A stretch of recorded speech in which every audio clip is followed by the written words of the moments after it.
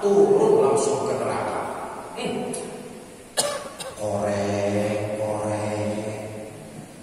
Angel di neraka orang pada hangus.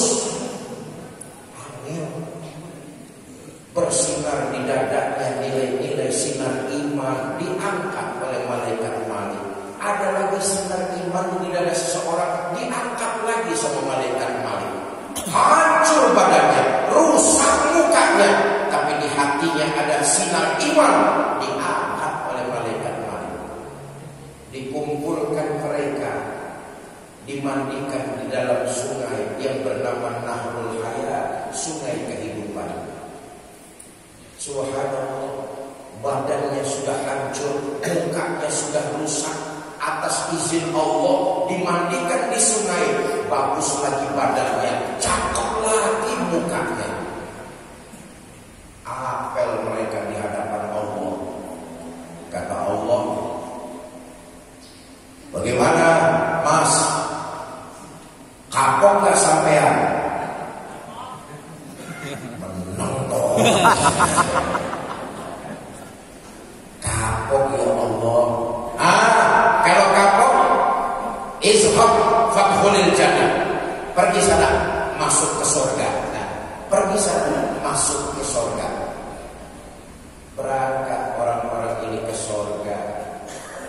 Di surga ketemu sama teman-temannya udah sampai duluan. Dari dadapan. Amin. Amin. Rupa-rupanya udah sampai surga duluan ini. Amin. Kata temennya udah sampai surga lebih dulu. Mas, iya, baru sampai. Oh. Emang kemana dulu Mas? Kita udah lama sampai surga. Saudara bisa baca dalam Quran surah Al-Mudaththir. Masalakakum fis saqar. Kenapa kamu mampir di neraka Saqar? Qalu lam nakum minal musallin. Kami waktu hidup di dunia enggak pernah sholat. Enggak pernah sholat. Lah, kan waktu hidup di dadapan, rumahnya dekat sama masjid Baitur Rahman. Cuma dekat doang. Tapi enggak pernah sholat. Untung saya masih punya iman Mas sedikit. Dulu waktu hidup di Banyuwangi pernah ucap 2 kalimat syahadat. Sekali-kalinya itu juga waktu mau kawin. La ilaha illallah. Untung kawin orang. Maka mengucap 2 kalimat syahadat, meyakini kebenaran dan tidak pernah menyebutkan Allah. Orang beriman macam ini dia berhak masuk surga. Yang kedua, ada orang beriman yang dimasukkan ke dalam surga. Ini saya bikin berapa Pak? Jam 7. Cangkemku kritik. Yang kedua, ada orang beriman yang dimasukkan ke dalam surga. Nah, ini tiketnya lebih mahal. Kata Quran begini, innal ladzina amanu wa 'amilus sholihat la ukaffiranna 'anhum sayyi'atihim wa la udkhilannahum jannah. Mereka orang-orang yang beriman lalu mengerjakan berbagai macam amalan-amalan kebaikan, dihapuskan segala macam kesalahannya dan dimasukkan mereka ke dalam surga. Beriman, mengerjakan kebaikan, dihapuskan segala macam kesalahan. Mudah-mudahan kita yang hadir di masjid melaksanakan ibadah kewajiban kita sholat subuh, lalu silaturahmi di majelis ilmu, Allah merontokkan salah dan dosa-dosa kita. Amin.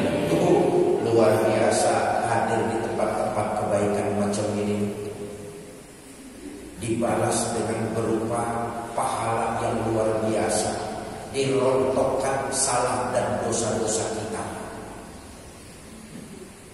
Tapi jangan salah ya, setan itu paling gak senang kalau ada orang yang rajin mengerjakan kebaikan. Ibu bapak nih sholat subuh lalu mengikuti kajian pagi ini hadir di Masjid Baitur Rahman, ini nilai kebaikan. Apa dipikir setan senang? Oh, luar biasa, setan ingin menggagalkan niat kebaikan. Waktu masih di rumah, setan udah bisikin hati kita. Ngapain sholat subuh di masjid? Udah di rumah aja, jalanan becek habis hujan. Betul enggak? Setan goda hati kita supaya kita jangan sampai mengerjakan nilai-nilai kebaikan. Ibu bapak lawan godaan setan. Enggak. Saya mau sholat berjamaah di masjid, lalu ikut kajian. Saudara datang ke sini. Nih, jangan dikira ibu bapak hadir di masjid. Masjid ini daerah bebas zona setan. Justru di masjid setannya gemuk-gemuk. Masih diganggu kita, masih digoda hati kita. Kata setan, ya sudah, sholat subuh lah sana di masjid, ikutin pengajian. Nanti sudah ketemu sama temenmu, kamu ngobrol aja ngobrol. Ustadznya jangan didengerin. Setan. Oi, setan. Saudara, jihad lawan lagi godaan setan. Enggak. Saya mau ikut pengajian, mau diem dengerin ceramah ustadznya. Setan gak bakalan ngalah, digodain lagi hati kita. Kata setan, ya udah, nanti habis sholat subuh kau di pengajian gak usah ngobrol, diem aja, duduk cari senderan, cuma tidur. Dengan berbagai macam cara. Kenapa? Karena keutamaan yang luar biasa. Hadis yang saya sampaikan, beriman, mengerjakan berbagai macam nilai kebaikan, dihapuskan segala macam kesalahan dan dimasukkan ke dalam surga. Bapak Ibu, yang ketiga ada orang beriman yang jadi penduduk surga. Wah, kalau ini VVIP ini, kelas VIP.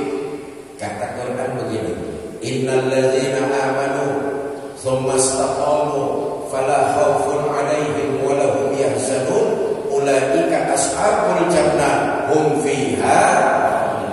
Mereka orang-orang yang istiqomah dalam menggenggam iman, tidak merasa khawatir, bimbang, ragu, apalagi takut. Mereka itulah yang nanti akan mendapat predikat penduduk surga. Yang kedua, menjaga nilai iman yang pertama. Yang kedua, mumpung belum sampai di batas akhir dari kehidupan kita, tebarkan nilai-nilai kebaikan sesuai dengan kemampuan kita masing-masing. Kita yakin hidup kita akan sampai pada batas akhirnya. Betul atau tidak? Betul. Maka tebarkan nilai-nilai kebaikan. Saudara, kebaikan yang kita kerjakan bukan untuk menggembirakan Allah. Kejahatan yang kita lakukan bukan menzalimi Allah. In ahsantum ahsantum li anfusikum wa in asabtum falaha. Kalau kamu berbuat baik, kebaikan itu akan kembali buat dirimu. Kalau kamu berbuat jahat, kejahatan itu juga yang akan menimpa dirimu sendiri. Kalau kita berbuat baik sama orang lain, kelihatannya orang tersebut menerima perbuatan baik kita, tapi hakikatnya kita sedang berbuat baik bagi diri kita sendiri. Jelas ini? Jelas? Maaf, nih yang hadir pagi ini semuanya calon-calon jenazah. Betul? Betul. Ada orang dadakan yang hidupnya terus-terusan. Ada apa enggak? Ya. Semuanya pasti bakalan mati. Bapak-bapak yang di hadapan saya pasti bakal mati apa tidak? Mati. Ibu-ibu yang di sebelah kanan saya bakalan mati apa tidak? Mati. Ketua DKM bakalan mati apa tidak? Mati. Mati. Yang mewakili kades bakal mati apa tidak? Mati. Saya yang lagi duduk pagi ini bakalan mati apa tidak? Mati.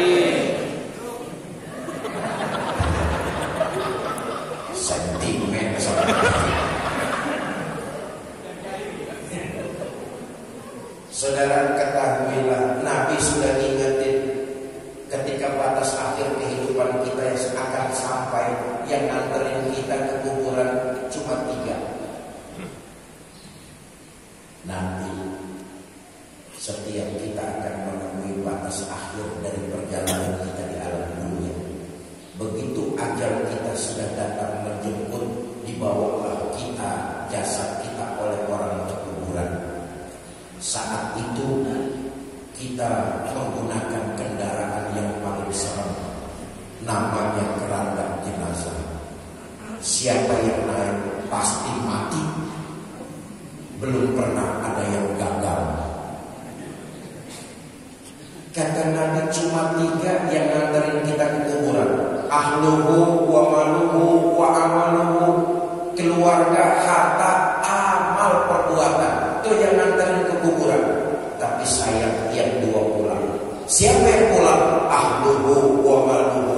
Keluarga dan harta pulang. Harta yang siang malam pagi sore kita cari, berminggu-minggu, berbulan-bulan kita pergi, sawah berhektar-hektar, rumah mewah, uang berlimpah di bank dan di rumah, semua akan kita tinggalkan. Boleh jadi itu akan jadi rebutan ahli waris kita saja. Betul apa enggak? Keluarga yang bagaimanapun cintanya sama kita, hanya manis di bibir, gak sesuai dengan fakta. Gak ada yang mau menemani kita di dalam kubur.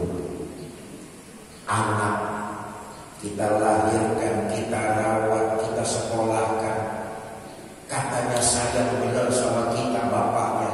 Jasad kita diturunkan orang ke dalam kubur, anak nginjek tanahnya paling kencang. Pasangan hidup kita gak akan mau nemenin kita di dalam. Pak.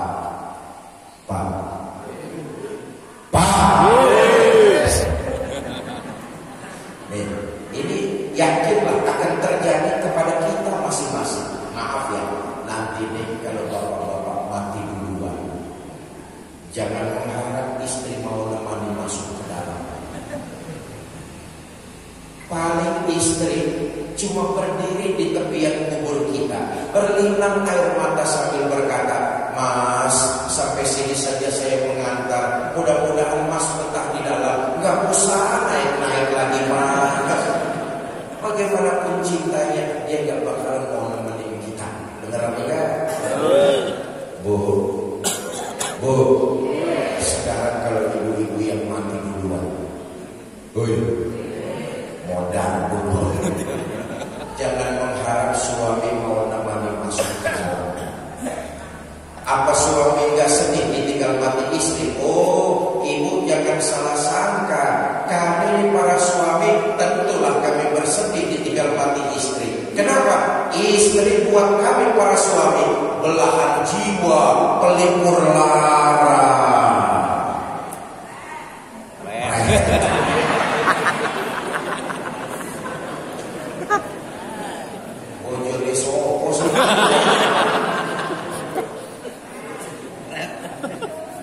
Apa suami gak nangis ditinggal mati istri? Oh, ibu jangan salah kira. Kami ini para suami ditinggal mati istri bercucuran air mata. Mata yang kanan.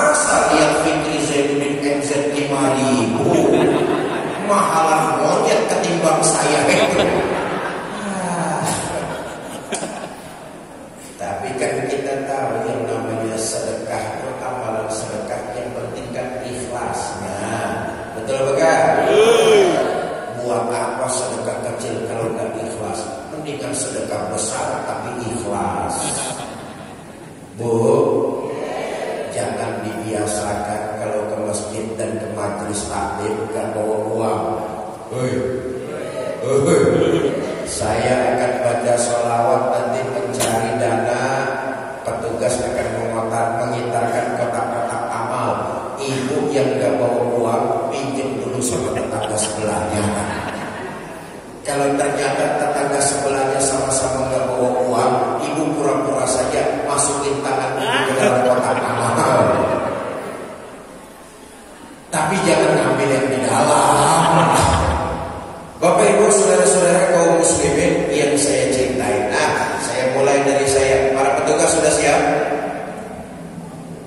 Sudah. Saya mau uang apa enggak? Allahumma shalli wa sallim wa barik alaihi.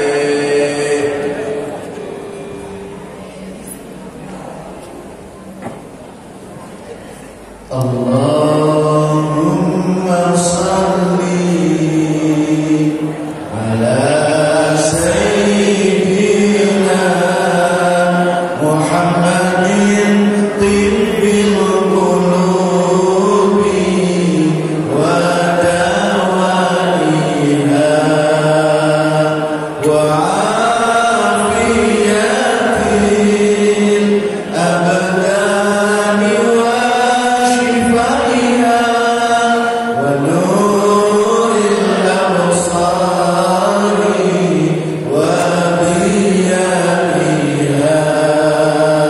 wa ala alihi wa sahbihi wa sallim. Allahumma salli ala sayyidina Muhammadin tibbil qulubi wa dawaiha wa afiyatil abdani wa shifaiha wa nuril absari wa diyaiha wa ala alihi wa sahbihi wa sallim. Allahumma salli ala sayyidina Muhammadin tibbil qulubi wa dawaiha wa afiyatil abdani wa shifaiha wa nuril absari wa diyaiha wa ala alihi wa sahbihi wa sallim.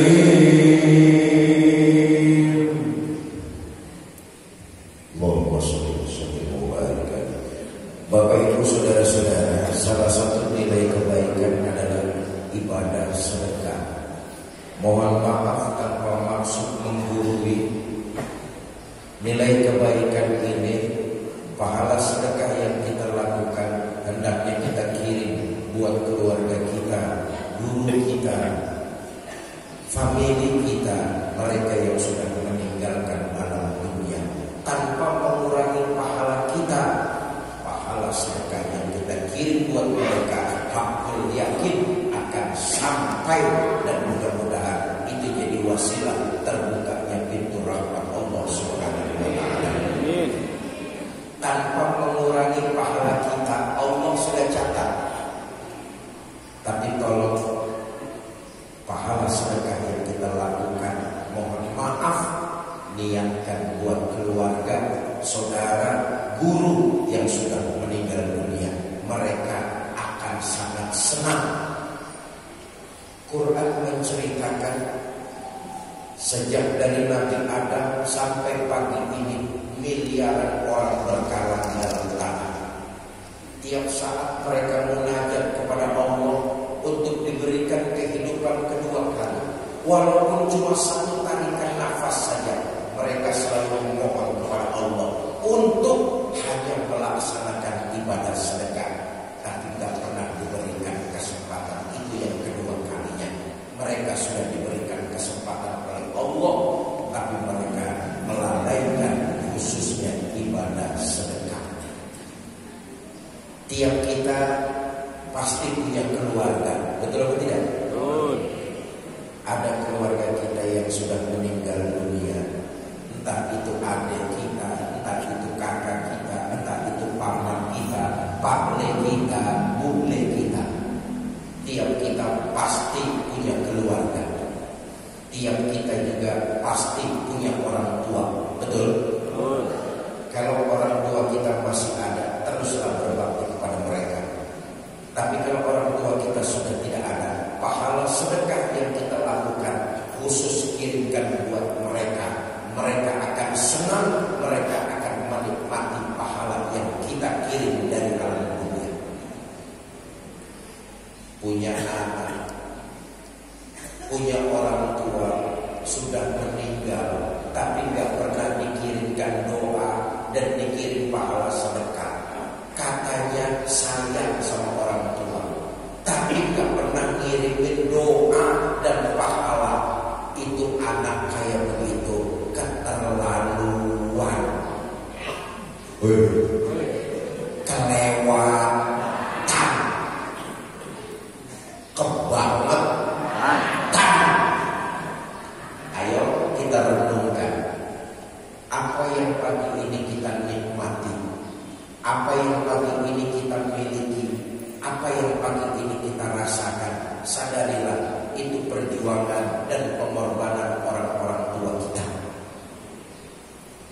Kalau kita sayang sama mereka, kirimkan doa, kirimkan pahala, khususnya pahala sedekah yang kita lakukan di alam dunia. Sampai saya tutup dengan sebuah riwayat.